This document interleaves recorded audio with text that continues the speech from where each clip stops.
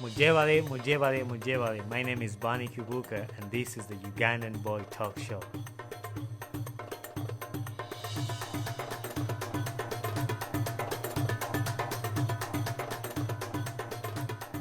Once again to the Ugandan Boy Talk Show. I'm so happy to record this episode because this is like a give back to my listeners, basically. Because a while back I posted on my social media that I'm gonna be doing a Q&A where question and answers, and this makes me feel good because in one way I feel like I'm connecting with my listeners, where you guys get to ask me questions and then I answer them and just interact in that way. Like I can do like live stream where you bring in questions, but I'll be doing this once in a while where I put up a post and people ask me questions from what I've posted on my podcast or anything that you want to know about me, and I'd love to talk to you about it. And this gets me excited because I already said it makes me feel like I'm connecting with my listeners, and that's something I like. I've been happy with the feedback that I've been getting from you guys, and it makes me happy. Some people have told me things to improve, and like I said, I change every day, and I'm open to anything, any ideas that are gonna help me be a better person and make this podcast a better thing and have fun with it. Like I said in the introduction, this is something that I just started to have fun with it. And before I go into the questions that you asked me, I'm going to answer this one question that I've at least had from a million people asking me. Where did you get the idea to start a podcast? Well, I had an idea a while back, like I think a year and a half. Because whenever I would meet people to tell them my stories, they'll be like, wow, that's a cool story. And everything that has happened to me, I would tell people. And then people will be like, do you think of writing a book? You should write a book. You should write a book. I'll buy your book. So I was like, wow, people like my stories or things that have happened in my life. Is it worth to write a book? I think it is worth it to write a book, but I'm not a writer. And one time I met a lady that was going to help me to write my book because I can't write, but I can talk. But long story short, me and the lady lost connection and the book wasn't written. And then eventually I started working with an organization called Operation Christmas Child, which is under Samaritan's Purse. And I'm a spokesperson for them. I share my story on how a shoebox gift blessed my life. I got compliments, even from other things, like, hey, you speak very well. And I'm not afraid of speaking in public. So I knew that I like to speak. And sometimes I get thoughts in my head that I just can't sit on Facebook and write a long post. I'm gonna spend more time checking my grammar than the time I take to write a post. But I can just sit in front of people or the microphone and just start talking. So I told my friends, I told my wife that, hey, I want to start a podcast, but I didn't really know what to do, how to start it. And eventually I met a friend, Naigaga Edith, who is a podcaster on Uganda to America. And I was listening to her podcast. She's just started. She's just like me, and we've been in touch helping each other. And I was like, I like that idea. And I had some free time. I like to keep my mind busy, like think of things, like think and then do something. So I was like, well, for my free time, I can do a podcast and I love stories too, actually. I like people's stories. I like when I hear what other people have been through and me sharing my story and then listening to other people's stories. So that motivated me to start a podcast. And I remember one day I was just sitting at home and then I landed on Anchor. So Anchor is an app that lets you do this podcast, and then they help you spread these podcasts to all podcast platforms like Apple Music. I was like, well, I can start. And I remember I put up a video on my Instagram page, and most of my friends were like, yeah, Bonny, do it. And then I sat in front of my iPad. I didn't have a microphone. I sat in front of my iPad and just started talking. And I recorded my introduction. So if you go back and listen to my introduction, the voice is different. But that's how I started. And then my introduction, I talk about what I want to do. And I made this an open podcast because I'm going to be sharing a lot of stories, and then I'll bring my friends share stories. And sometimes we're going to be talking about topics that people, day to day people go through, and provide some inspiration for people, and many other things, like anything that we need in our lives, and just having fun with it. Sometimes we're just going to come with funny topics just to laugh and just have fun with it. And that's something I want. Like, I just want to create something that is off my head.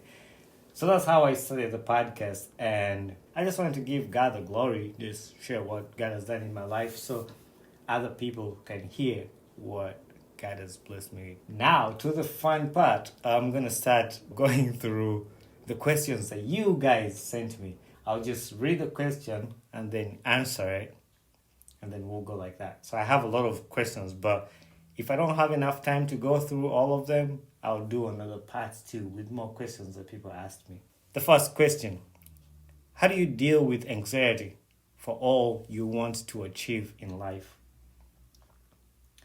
Well, I'll understanding this question in a way, how do you deal with anxiety? Like, I agree everybody in life has anxiety, or you get to a time where you doubt things, or you don't know how things are going to happen. And I shared this in my podcast earlier, that I got to a point where I don't know what to do. Like, when I was sent back to Uganda, when I came to the US to study to fly, but I was sent back to Uganda, and I didn't see any way how that's going to happen. And my minds were telling me, it's not possible. You're not going to do it. But to see things play out and what I've gone through has given me comfort and trust that God will make something happen. Like, He will take you through the situation you're in. So my past struggles and how I've achieved through all that helps me a lot to deal with the anxiety, to achieve the goals I have in my life. Because, like, when I think about where I was 2 years ago and what I had been through, I was able to go through that. So if something happens to me right now that I have a goal I want to achieve, I think about that time when I was on the wall, like I didn't have any way through, but then chagwa. Like, most of my friends, Ugandans, echaze but nakyo kijja kuggwa. So that's the mentality I have. Kijja kuggwa. It might take longer, but eventually it will happen. And like, if it doesn't happen, you have to have an understanding that there's a reason why something didn't happen, or that's not for you. And that's the problem where people have. Like, we have to admit that if something doesn't go your way, or if it doesn't happen, you have to admit that wasn't made for me, and then you move on. Yeah, my past achievements or past memories of things I've been through help me to deal with anxiety at this time. A second question: if you could change one thing that has happened, what would it be? One thing I hate in life is to regret. That's something I try so much to avoid. I hate regretting. And I don't think I'll change anything that has happened in my life, because I believe that what has happened in my life has made me who I am.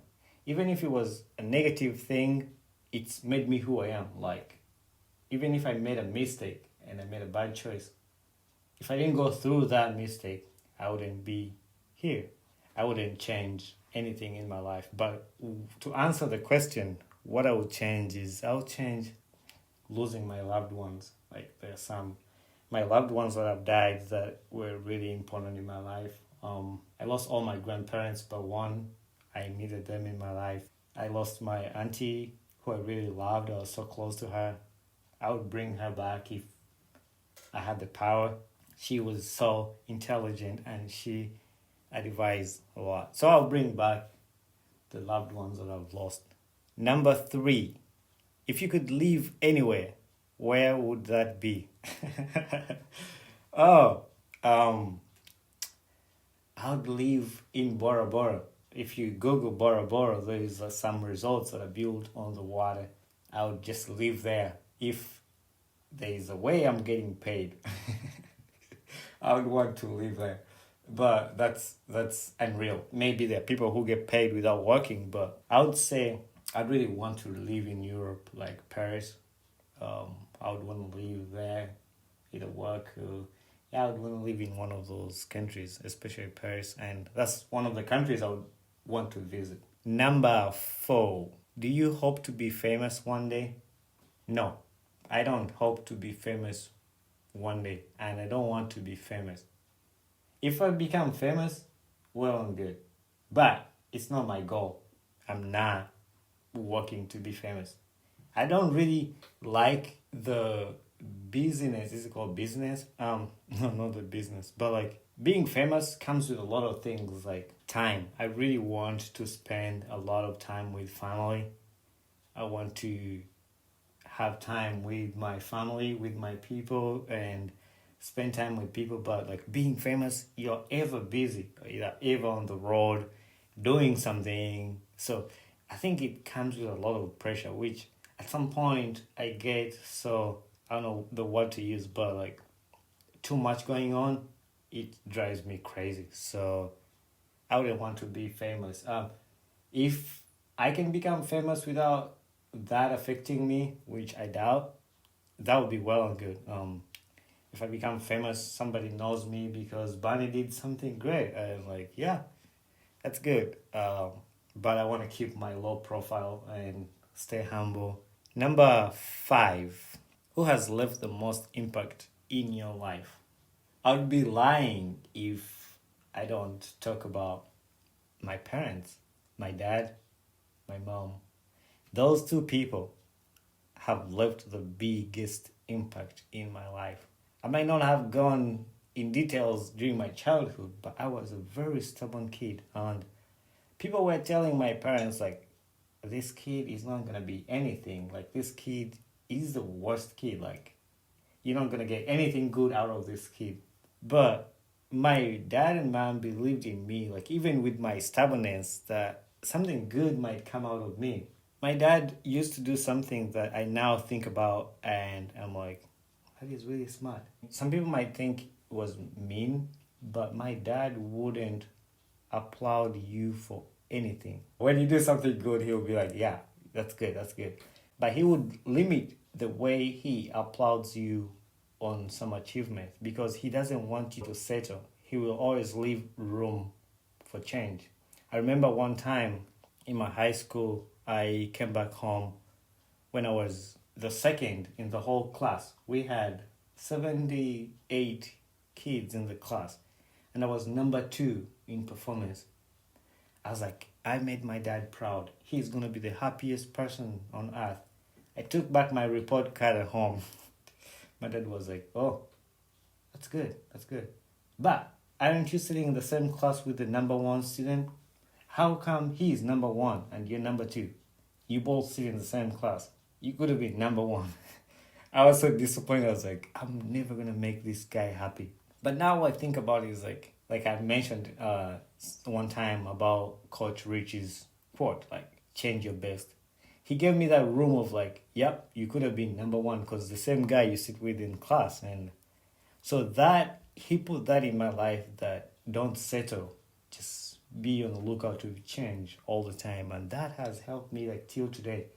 I'm never settling like, oh, I'm done. I'm all good. I got everything. No. Till today, my brains, I want to move. Like, what can I change about myself? How can I improve myself?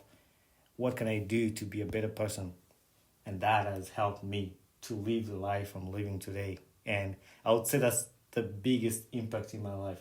Now, that was my dad. For my mom, she helped me know about God. She was a big influence in my life, for my spiritual life, and just making sure that I follow what God wants me to be and keep me in line. Growing up in a Christian home, there's a way it keeps you humble and helps you to keep you under the radar of many things I could have done as a young child, but that helped me to keep me humble. So when I combine those two things, like God and then in my life, like not settling, yeah, I would say that's been a good influence in my life. And shout out to my dad, Mr. Frederick Kadu Kibuuka, and my mom, Mrs. Susan Jeruto Kurui Chibuka. I love you so much. And not forgetting my brother Benjamin. I love you so much. My nephew and niece, Benson and Celine, Melon, I love y'all. Number 6, what's your favorite Ugandan food? Huh. So it has changed over time. Because when I moved to the United States, I don't eat the Ugandan food a lot. But when I was in Uganda, I liked rice and chicken. And I would say that's still my favorite food. But once in a while, I'll miss matoke. Matoke is Uganda's staple food. It's banana, different kind of banana. It's not the banana that goes yellow. Even though if you keep that banana for long, it will turn yellow. But it's not a yellow banana. It's not meant to be a yellow banana.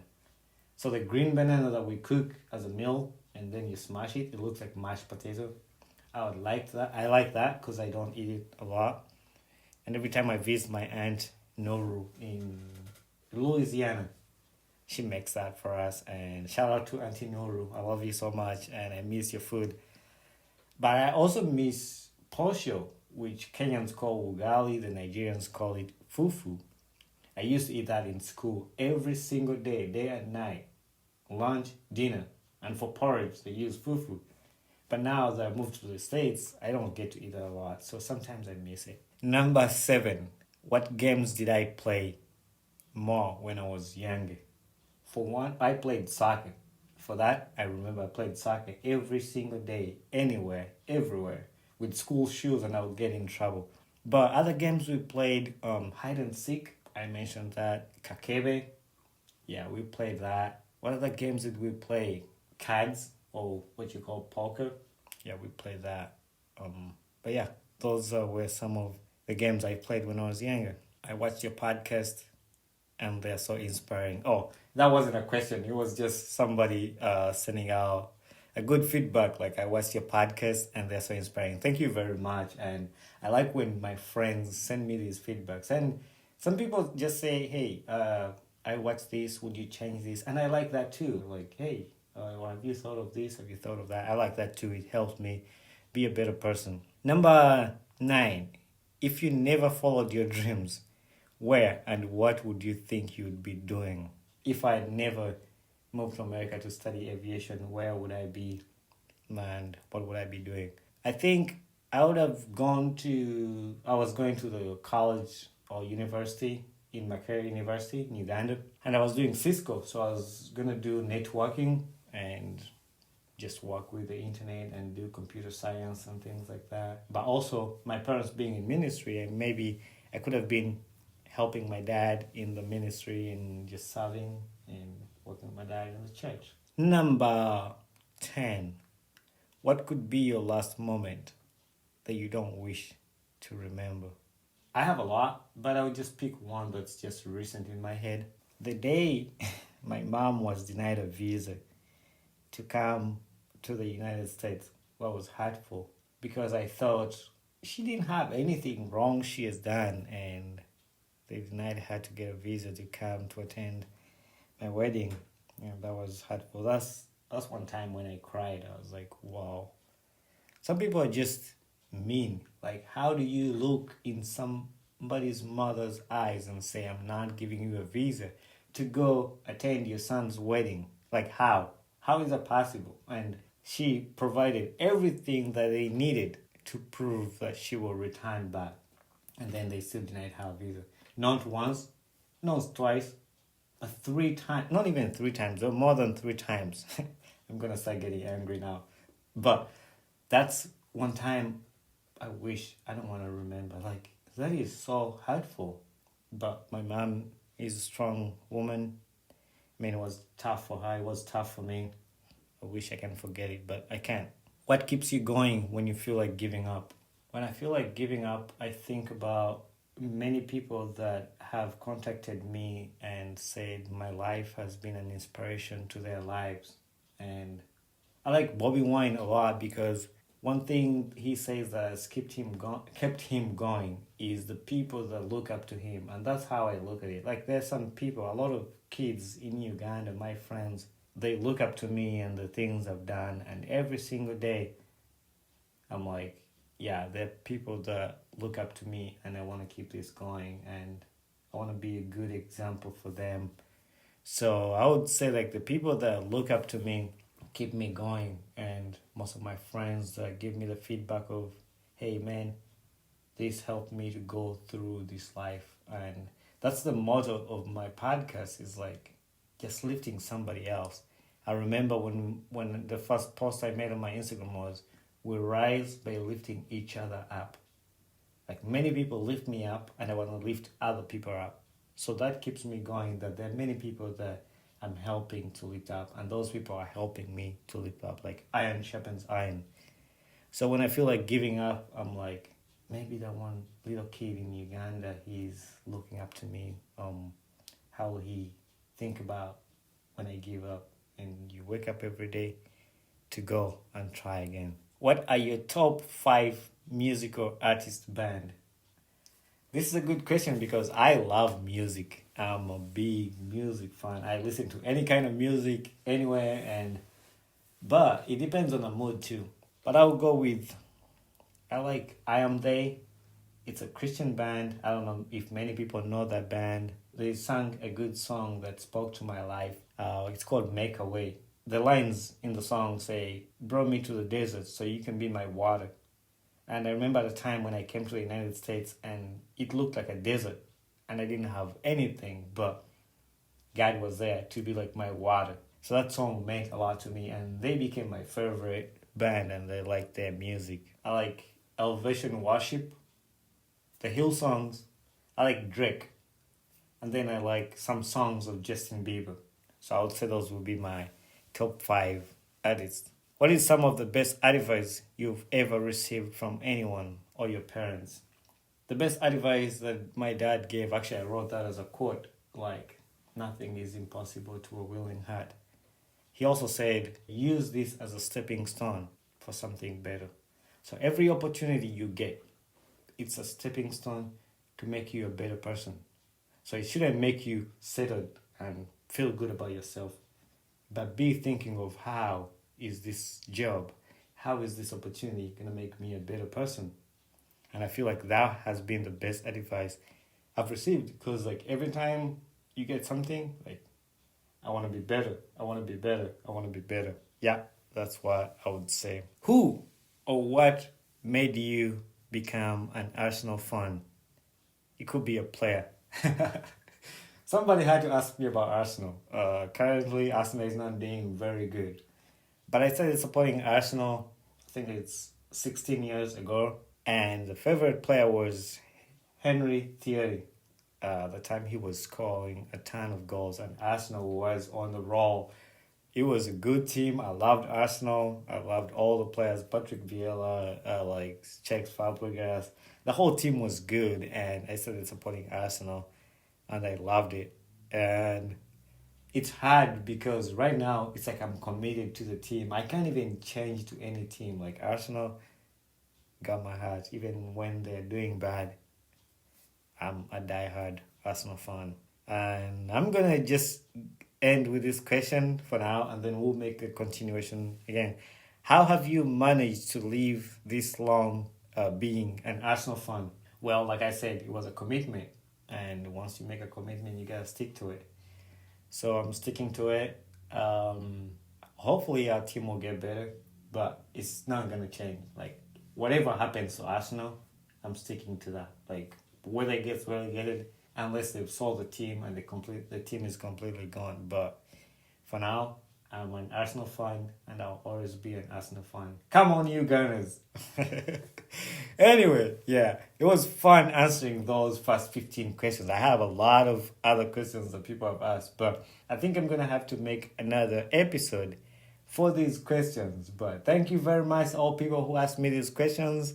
And if you have more questions, just submit them in my DM, and I'll keep adding them up. When I make 15, I'll make another episode, and then just keep the questions coming. But once again, I want to thank everybody who was supporting me and watching it, listening to our podcast, watching the podcast on YouTube.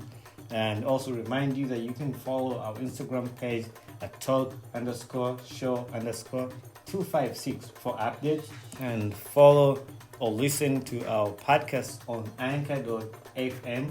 Anchor will help you to find these podcasts on all podcast platforms like Apple Podcasts, and also Spotify, Google Podcasts. You can find our podcast in all those places. Just type the Ugandan Boy Talk Show. Thank you very much and be blessed.